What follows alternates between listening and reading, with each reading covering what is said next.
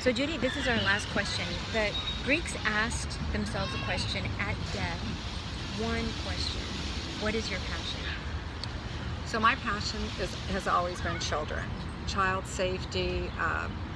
Working with the courts, worked at with the commissioners on the child welfare board. I reviewed fatalities of non-natural causes in utero all the way up to 18 years of age, and you see a lot of things, SIDS. You see a lot of suicides, homicides. I worked on cases. I had the Giovanni Ochoa case. I know a lot of politicians would like to take credit for that case. The good news, unfortunate, a horrific act, is that the 4 children have all graduated from Ivy League colleges. A lot of people out there don't know that. Some of them are married. A few of them are married. One has a child. So there are unfortunate, what a tragic situation. There are many tragic situations like that. But in my cases, good things came from it. My passion also, it doesn't pertain just to District 3, Precinct 3.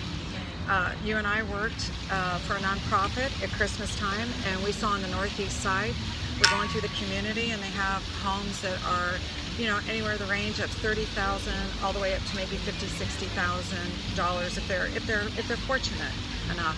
And they've been in these homes for 40, 50 years. And what happened is you see these homes, and as we're driving by, you'll see one $300,000 or a $500,000 townhouse. And what they're doing is they're taxing the rates so high that they can't pay them. It's their whole yearly income. And so what's happening is they're moving out. It's kind of like when I lived in New York City. The same thing happened in Harlem and Clinton Hill. They come in, they buy up those properties. The rent control people are pushed out. That's what they're doing here. They're pushing those people out. Where are they going to live? Homeless rates are going up in San Antonio. Nothing's changed. I've lived here since 1981. We still have the same 2-lane highways on IH-10. I mean, we're talking 40 years later. We're talking the same thing in the Child Protective Services. I talk to the judges down there. Even though I'm not still connected with the courts, I talk to the judges. The numbers are up. They're staggering. It's an epidemic. It's been an epidemic.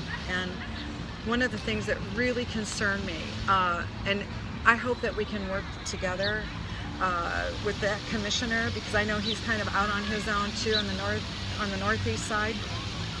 Got to stop the chaos, and we've got to lower those taxes. If your house is worth $30,000, you're going to be taxed on the last amount that you paid. And you say, well, how can we save money? What can we do about the property taxes? It's kind of like you. This would be one of my passions. It's like you spend a couple $100,000 on a home. The next thing you know, it's 4 times the amount in 10 years. Well, I would go back to a tax, whatever you paid for that home, with a small increase. That's what you should be paying taxes. If you bought your home at $200,000 and it's a flip home and you sell it for $500,000, you're going to be the person who purchased it at $500,000. They're going to pay on the $500,000, not the $200,000.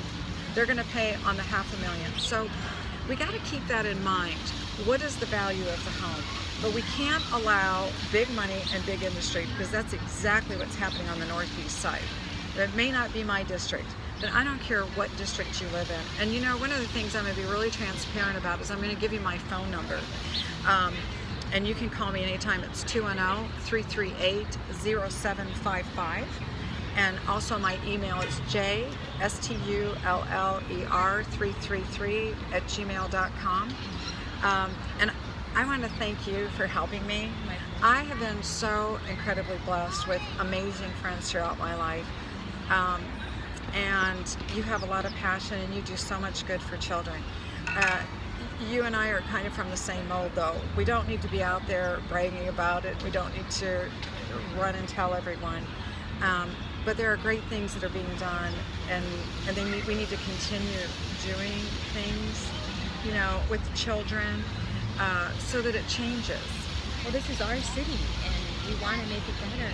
And it just takes one person to make a difference. And hopefully we can inspire people, and that's what it's all about. So I'm going to ask you, what is at the end of your life, what would you like your legacy to be? I would say volunteering and helping other people, because I just feel I'm so blessed. And so if I can do that and help other people, then that's a good thing. So just keep it simple and helping other people and inspire people to be better. So that's important. Well, I've known Yvette for years, and she's an angel, and so I've been truly blessed, and I have a lot of friends that have truly made a difference in other people's lives.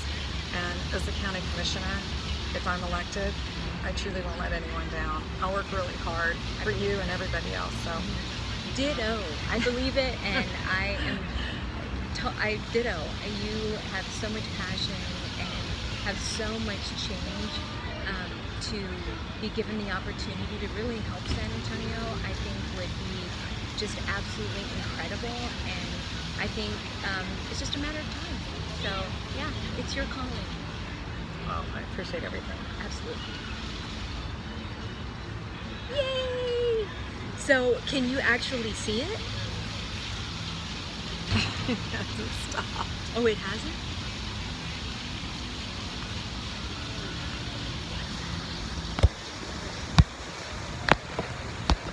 That's weird.